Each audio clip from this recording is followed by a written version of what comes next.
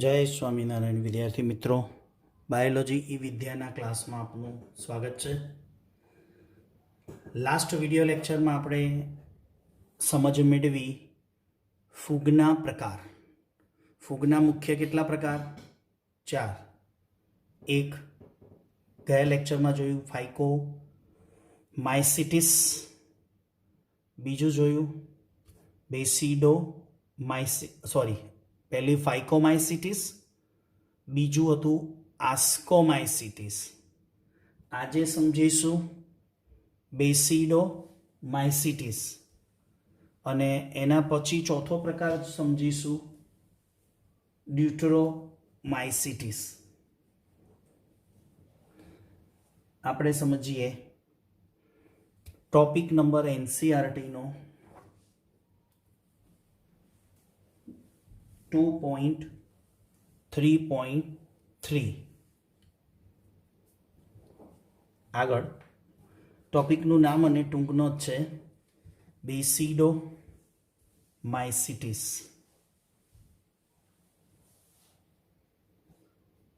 બીજા અર્થમાં એને બ્રેકેટ ફૂગ કહેવાય, બીજો ગુચ્છી ફૂગ અને પફબોલ્સ। એના નામ છે બેસિડોમાઇસિટિસ, બ્રેકેટ ફૂગ તરીકે ઓળખાય, ગુચ્છી ફૂગ તરીકે ઓળખાય, પફબોલ્સ તરીકે ઓળખાય। ગઈ વખતે વાત કરી હતી ફૂગમાં હંમેશા યાદ રાખવું હોય તો પહેલો વસવાટ, સેકન્ડ પોષણ, ત્રીજું દેહ રચના, ચોથું પ્રજનન। વસવાટ લઈએ તો વૃક્ષના થડ ઉપર, પછી લાકડાના ગોળવા ઉપર એટલે કે લાકડાનો વેર, જમીનમાં અને વનસ્પતિમાં અંતઃપરોપજીવી ફૂગ તરીકે। પોષણ કયા પ્રકારનું છે બેસિડોમાઇસિટિસમાં? મૃતોપજીવી કે પરોપજીવી? જો બધી ફૂગના પ્રકાર છે ને એની અંદર પોષણ કોમન આવે છે। કાં તો એ ફૂગ મૃતોપજીવી હોય કાં તો પરોપજીવી હોય। મૃતોપજીવી પોષણનો અર્થ આપણે સમજાયો તો કયો? મૃત ઘટકો ઉપર આધાર રાખે,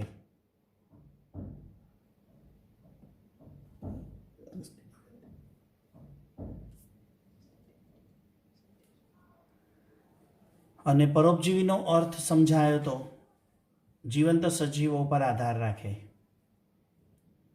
દેહ રચનામાં કવક તંતુ કયા પ્રકારના છે? કવક સૂત્રો શાખિત અને પડદાયુક્ત છે। કેવા છે? શાખિત અને પડદાયુક્ત। બેસિડોમાઇસિટિસમાં પ્રજનન સમજીએ। એમાં એક વાનસ્પતિક પ્રજનન જેમાં અવખંડન રીતે થાય, બીજું અલિંગી પ્રજનન જેમાં સામાન્ય રીતે અલિંગી પ્રજનન બેસિડોમાઇસિટિસમાં જોવા મળતું નથી। બેસિડોમાઇસિટિસમાં અલિંગી પ્રજનન જોવા મળતું નથી। ધીમું કરે। નેક્સ્ટ, લિંગી પ્રજનન કયા પ્રકારે?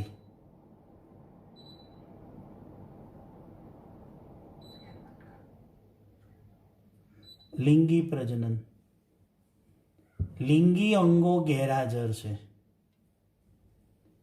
પણ ફડકાઈ તરીકે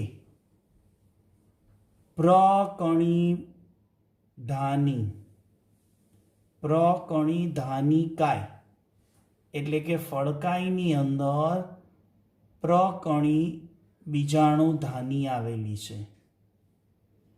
પ્રકણી અને કણી બીજાણુમાં ફેર છે। પ્રકણી બીજાણુઓ બહિર્જાત રીતે ઉત્પન્ન થાય છે આપણે વાત કરી હતી બહિર્જાત અને અંતર્જાતનો ડિફરન્ટ એક વિડિયો લેક્ચરની અંદર આકૃતિ સાથે સમજાવીશું. પ્રકણી બીજાણુઓ બહિર્જાત રીતે ઉત્પન્ન થાય. ઉદાહરણ છે અગેરિક્સ, જેને મશરૂમ તરીકે ઓળખાય. 2 યુસ્ટિલાગો, ઘઉંમાં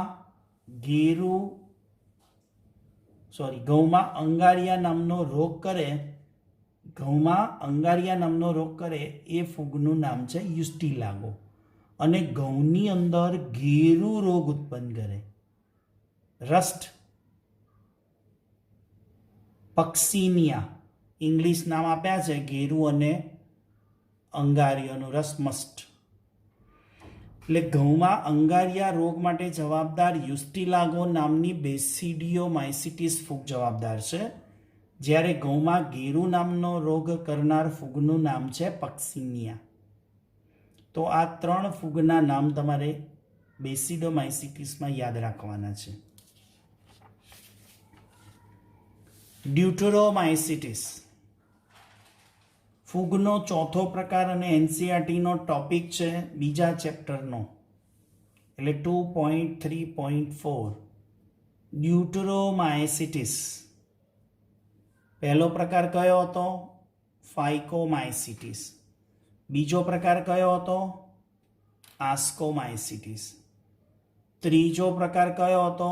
હમણાં જે જોઈ ગયા એ બેસિડોમાઇસિટીસ. અને ચોથો પ્રકાર કયો છે? ડ્યુટરોમાઇસિટીસ, જેને આપણે કઈ ફૂગ તરીકે ઓળખાય? અપૂર્ણ ફૂગ તરીકે. હવે આ ફૂગનું જે ગ્રુપ છે, જ્યારે કોઈ પણ ફૂગ શોધાય ત્યારે એ ફૂગ કયા પ્રકારની છે? આસ્કો છે, બેસિડો છે કે ફાઇકો છે, એનો ખ્યાલ હોતો નથી. પછી એ ફૂગને એનું એનાલિસિસ કરે સાયન્ટિસ્ટો, એની દેહ રચના જોવે, કવકજાળ, કવકસૂત્રો જોવે, પોષણ પદ્ધતિ જોવે, ખાસ તો લિંગી તબક્કા, એક તો બાહ્યાકાર રચના, ફળકાય, આ બધું ચેક કરે. ત્યાં સુધી આ બધું સંશોધન થાય ત્યાં સુધી કોઈ પણ ફૂગને જ્યારે આસ્કો છે, બેસિડો છે કે ફાઇકો છે, એ જ્યાં સુધી ખબર ન પડે શ્યોર કે આ આસ્કો પ્રકારની છે કે આ બેસિડો પ્રકારની છે કે આ ફાઇકો પ્રકારની છે, ત્યાં સુધી એ ફૂગને ડ્યુટરોમાઇસિટીસમાં મૂકવામાં આવે. પછી જ્યારે એના યોગ્ય લક્ષણો ઓળખાઈ જાય પછી એમાંથી ખસેડી અને આસ્કો પ્રકારની હોય તો એને આસ્કોમાં મૂકવાની, બેસિડો પ્રકારની હોય તો બેસિડોમાં મૂકવાની. માત્ર અલિંગી અને વાનસ્પતિક તબક્કા જોવા મળે. આમાં લિંગી પ્રજનન જોવા મળતું નથી અને હજુ એનું સંશોધન થયેલું નથી. વસવાટ ક્યાં છે? કાર્બનિક દ્રવ્યો ઉપર અને સજીવ દેહની ઉપર, એટલે કે બોડીની ઉપર. પોષણ કોમન, મૃતોપજીવી કે પરોપજીવી. કવકજાળ એટલે કે કવકસૂત્રો પડદાયુક્ત અને શાખિત. ધ્યાનથી જોજો, 4 ફૂગની અંદર કવકસૂત્રોની કમ્પેરિઝન કરી દેજો. પહેલામાં હશે અશાખિત અને પડદાવિહીન, જ્યારે બાકીના 3ની અંદર છે પડદાયુક્ત અને શાખિત. અલિંગી પ્રજનન કઈ પ્રકારે કરે? કણી બીજાણુ દ્વારા. અલિંગી પ્રજનન કરે કયા પ્રકારે? કણી બીજાણુ દ્વારા. લિંગી પ્રજનન અભાવ છે અથવા તો નોંધાયું નથી. સંશોધિત ફૂગને મૂકવામાં આવે છે. એટલે કોઈ પણ ફૂગ આપણને જ્યારે મળે, હમણાં કીધું એમ, જ્યારે એના ઉપર રિસર્ચ ચાલતું હોય, સંશોધન ચાલતું હોય કે આ ફાઇકો પ્રકારની, એસ્કો પ્રકારની કે બેસિડો પ્રકારની છે, એ જ્યાં સુધી સાયન્ટિસ્ટો એની પૂરી રચના સમજી ન લે અને યોગ્ય ફૂગનું ગ્રુપ આસ્કો, ફાઇકો અને બેસિડો ખબર ન પડે ત્યાં સુધી એને ક્યાં રાખવામાં આવે? ડ્યુટ્રોમાઇસિટીસમાં મૂકવામાં આવે. એટલે લિંગી તબક્કા એના શોધાઈ જાય ત્યારે નક્કી થાય કે કોથળીમાં એટલે કે લિંગીમાં કોથળી જેવી રચના બને તો કે આસ્કો છે, ગુચ્છી પ્રકારની જોવા મળે તો ખબર પડે કે બેસિડો પ્રકારની છે. એટલે લિંગી તબક્કા શોધાઈ જાય પછી ડ્યુટ્રોમાઇસિટીસમાં રહેલી ફૂગનું સંશોધન થઈ જાય પછી એને આસ્કો, બેસિડો કે ફાઇકોમાં મૂકવામાં આવે. ક્લિયર? તો આ સમજ્યા ફૂગની રચના. પહેલાં તો શરૂઆતમાં શીખ્યા ફૂગ સૃષ્ટિ, માત્ર ફૂગ સૃષ્ટિની વાત કરું છું. એના કોમન લક્ષણો વસવાટ, પોષણ, પ્રજનન, અલિંગી પ્રજનન, લિંગી પ્રજનન, લિંગી પ્રજનનના 3 તબક્કા કયા કયા? જીવરસ સંયુગ્મન, કોષકેન્દ્ર સંયુગ્મન અને અર્ધીકરણ. ત્યાર પછી આપણે બાહ્યાકાર રચના, ફળકાયની રચના અને બીજાણુ નિર્માણ, આ 3ને આધારે આપણે 4 ફૂગ સમજ્યા: ફાઇકો, આસ્કો, બેસિડો અને ડ્યુટ્રો. હવે આટલી ફૂગ શીખ્યા તો એક પ્રશ્ન એવો પણ પૂછાય કે ફૂગનું આર્થિક મહત્વ શું છે? એટલે ફૂગ મનુષ્ય માટે યુઝફુલ પણ છે અને હાર્મફુલ પણ છે. એટલે આ બધી જ ફૂગની અંદરથી આપણે એના નામ આધારિત જે કંઈ એના ઉપયોગ આપ્યા છે એનું અલગ લિસ્ટ બનાવ્યું છે અને પ્રશ્ન આવી રીતે તૈયાર થાય: ફૂગ સૃષ્ટિનું આર્થિક મહત્વ.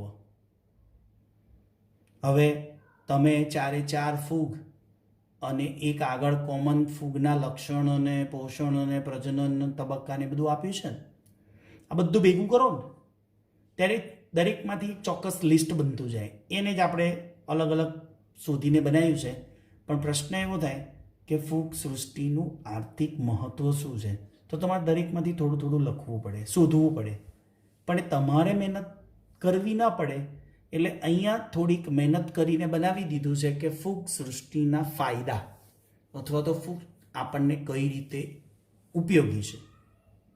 તો પહેલો ઉપયોગ, એકકોષી ફૂગ જે ઈસ્ટ છે એ આપણે બ્રેડ બનાવવા અને જવનો દારૂ જેને બિયર કહેવાય, એકકોષી ફૂગ તરીકે ઈસ્ટ છે, એનો ઉપયોગ છે.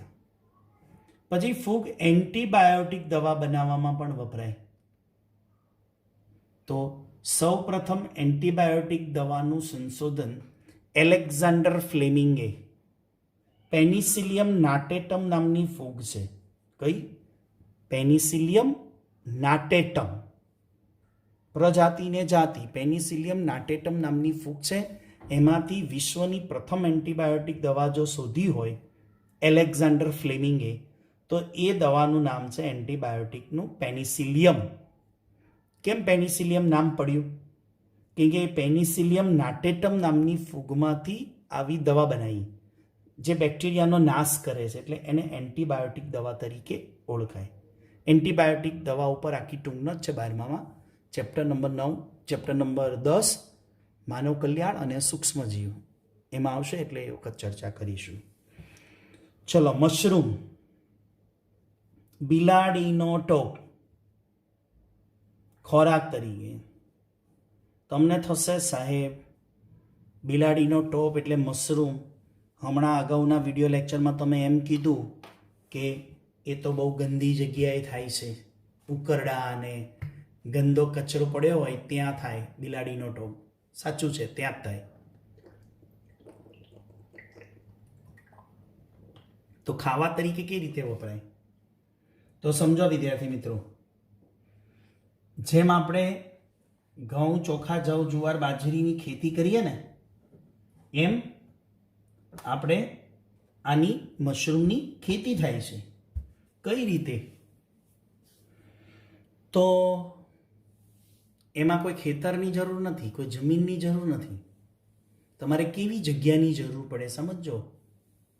ટોપિક છે એટલે થોડુંક સમજાવી દઉં. એક ઓરડો જોઈએ, નાનકડો રૂમ જેની અંદર અંધારું હોય, લાઇટ બહુ આવતી ના હોય. બીજું, એની અંદર 1 ઇંચ 2 ઇંચ કે 5 ઇંચનો માટીનો થર કરી દેવાનો અને એમાં પાણી છાંટવાનું. કોઈ રૂમની અંદર જ, ઘરમાં જ. કેમ કે ફૂગ છે એને તડકે તો ખેતી થાય એમ નથી, કેમ કે ફૂગ હંમેશા ક્યાં જોવા મળે? ભેજવાળા હૂંફાળા વાતાવરણમાં. તો એવી જગ્યાએ આપણે હૂંફાળું ભેજવાળું વાતાવરણ બનાવવાનું અને એનું નાનું એક મટીરિયલ મળે છે બીજના દાણા જેવું, એ લાવીને ત્યાં આગળ નાખવાના. જેમ ખેતરની અંદર આપણે બિયારણ નાખીએ ને એવી રીતે. પછી કાંઈ નહીં, એને હવા ને ભેજવાળું આપણે વાતાવરણ કરી દીધું છે, હૂંફાળું ભીનું, એટલે ઓટોમેટિક થોડા દિવસમાં સનલાઇટ ના જવી જોઈએ રૂમમાં, પાછી તડકો નહીં, એમને પડી રહેવા દેવાનું. એટલે ઓટોમેટિક એની અંદરથી નાના નાના સરસ મજાના બિલાડીના ટોપ તૈયાર થશે. એને થોડીક વૃદ્ધિ અને વિકાસ થાય ને એટલે મોટા થાય ને એટલે વીણી લેવાના. વીણી અને કિલો 2 કિલો થયા, 3 કિલો થયા, 5 કિલો થયા, વજન ઉપર બજારમાં વેચી દેવાના. અને તમે જે બિલાડીના ટોપ મશરૂમને ઉગાડ્યા ને, એ ગંદી જગ્યા નથી ઉગાડ્યા, એ સારી જગ્યાએ ઉગાડ્યા છે. એ મશરૂમને કિલોના ભાવે 2 કિલોના ભાવે તમે બજારમાં એને સેલ કરી દો, વેચી દો. જે લોકોએ તમને બિયારણ આપ્યું છે એ જ લોકો પાછા લઈ લે આવા બિલાડીના ટોપ. અને પછી માર્કેટની અંદર જેમ ઘઉં, ચોખા, જવ, જુવાર, બાજરી વેચાય છે ને, એમ મશરૂમ વેચાય છે. પછી એ મશરૂમનો ઘણા લોકો શું કરે છે, આખા મશરૂમની શાકભાજી પણ બને છે અને એને પીસીને ભૂકો કરી નાખવામાં આવે. એટલે મશરૂમની ચા કોઈએ સાંભળ્યો હોય શબ્દ, મશરૂમનું મેનુ હોય છે, જેમ પનીર ટીકા એમ મશરૂમ ટીકા, મશરૂમ ભુરજી, જેમ પંજાબી શાકમાં પનીર આવે ને, પનીર ભુરજી, પનીર ટીકા મસાલા, એમ મશરૂમ ટીકા મસાલા, મશરૂમ ભુરજી. એમ મશરૂમની સબ્જી પણ આવે છે, મશરૂમની શાકભાજી પણ બને, મશરૂમની ચા પણ આવે છે. તો કેટલો બધો ઉપયોગ છે મશરૂમનો. પછી કવકમૂળ, એ પણ નામ જોઈ ગયા, માઇકોરાઇઝા. વનસ્પતિમાં આ ફૂગ વનસ્પતિને પાણી અને ખનિજ ક્ષારનું શોષણ કરી આપે.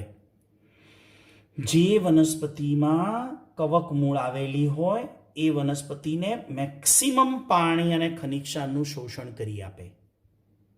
એટલે વનસ્પતિને ફાયદો થયો, એટલે ફૂગે ફાયદો કરાયો. આસ્કોમાઇસિટીસ પ્રકારની ફૂગ છે. કાળા રંગની ચોરેલ્સ અને પીળા રંગની બફલ્સ, એ ખાવાલાયક છે અને નાજુક છે, ખાવા માટે પણ ઉપયોગ કરે છે. નેક્સ્ટ, મૃતોપજીવી ફૂગ આપણને ક્યાં ઉપયોગી છે? તો મૃતોપજીવી ફૂગ વિઘટકો તરીકે ખનિજોનું ચક્રીયકરણ કરે. એટલે શું? મૃતોપજીવી ફૂગ અગાઉ પણ ચર્ચા થઈ ગઈ હતી બેક્ટેરિયામાં, મૃતોપજીવી પોષણમાં. યાદ કરજો કયો? મૃતોપજીવી પોષણમાં કે કોઈ મૃત ઘટકો હોય એના ઉપર બેક્ટેરિયા વસવાટ કરે, એ જ જગ્યા ઉપર ફૂગ પણ આવે. ફૂગ એમાં રહેલા જટિલ કાર્બનિકનું સરળ કાર્બનિકમાં અને સરળ કાર્બનિકનું અકાર્બનિકમાં રૂપાંતર કરે. તમે આવું ક્યાંક શીખ્યા હશો, વિઘટકોને રૂપાંતરકો નિવસન તંત્રમાં. 9th ધોરણ અથવા તો 10thની અંદર નિવસન તંત્ર વિશે થોડો કોન્સેપ્ટ આપ્યો હોય, ઇકોસિસ્ટમ, જેની અંદર ડીકમ્પોઝર અને ફંગાઈ, ડીકમ્પોઝર કે બેક્ટેરિયા અને ફંગાઈ હોય, ફૂગ હોય વિઘટક તરીકે, જે આપણી બોડીમાં, સજીવોની બોડીમાં, મનુષ્ય સિવાય અન્ય સજીવો જે મૃત્યુ પામે એમાં જે ખનિજ તત્વો છે એને પાછા કુદરતમાં મોકલી દેવાનું કામ ફૂગ અને બેક્ટેરિયાનું છે. એટલે એ ઘટકો ઉપર નભે છે, મરેલા મૃત ઘટકો ઉપર, એટલે મૃતોપજીવી કહેવાય. આગળ ન્યુરોસ્પોરા, હમણાં ચર્ચા કરી હતી ગયા વિડીયો લેક્ચરમાં. જૈવ રસાયણની અંદર જનીન ક્રિયાવિધિના સંશોધનમાં, જેને વનસ્પતિની ડ્રોસોફિલા કહેવાય. પછી એક આપણે અંગ પ્રત્યારોપણ એટલે તમને ખ્યાલ હશે કે કોઈ એક વ્યક્તિની કિડની બીજા વ્યક્તિને આપવામાં આવે, કિડની ટ્રાન્સપ્લાન્ટ કહેવાય. આજે કિડની ટ્રાન્સપ્લાન્ટ, લીવર ટ્રાન્સપ્લાન્ટ, પછી હાર્ટ ટ્રાન્સપ્લાન્ટ, આવા ઓર્ગન ટ્રાન્સપ્લાન્ટ થાય છે.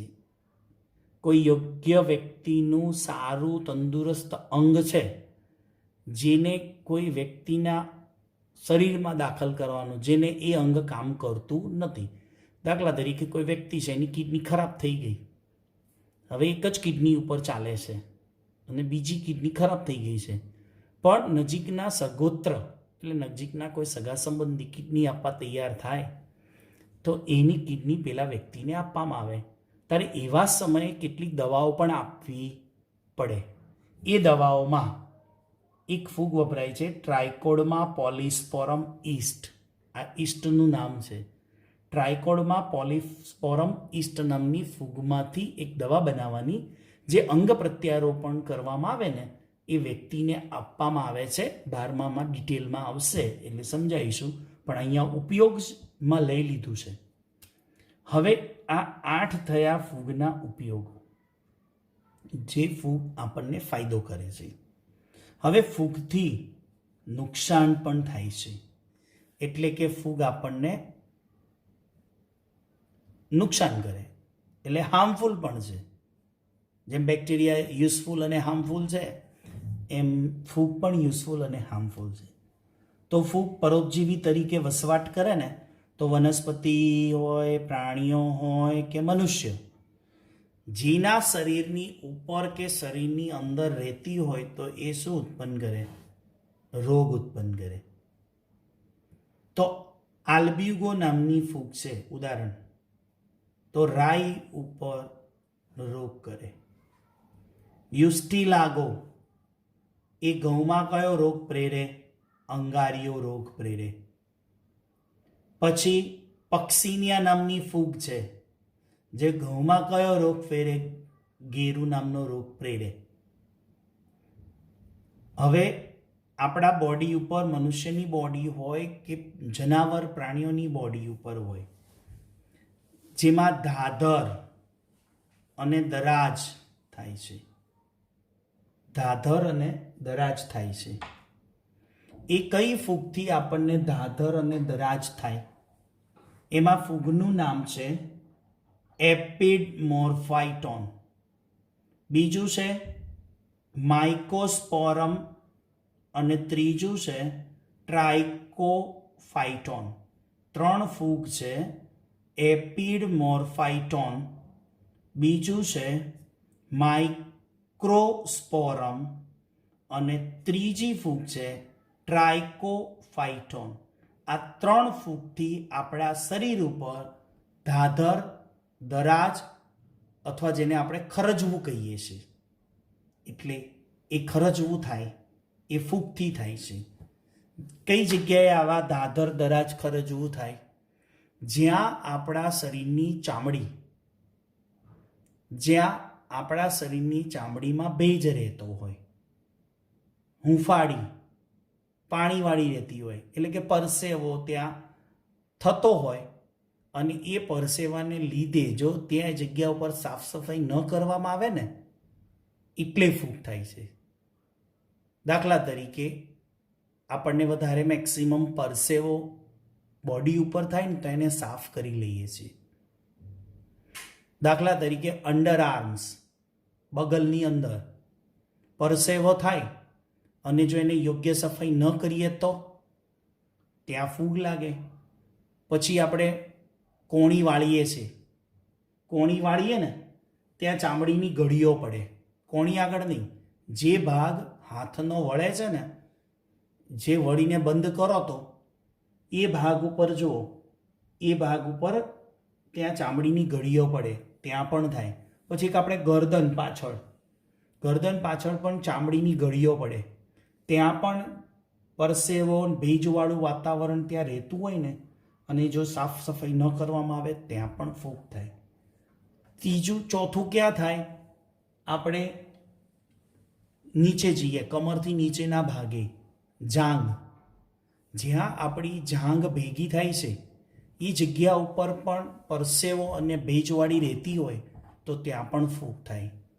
તો આવી જગ્યાઓની સાફ સફાઈ યોગ્ય રીતે કરવામાં આવે તો આપણને ધાધર દરાજ ખરજવું થતું નથી.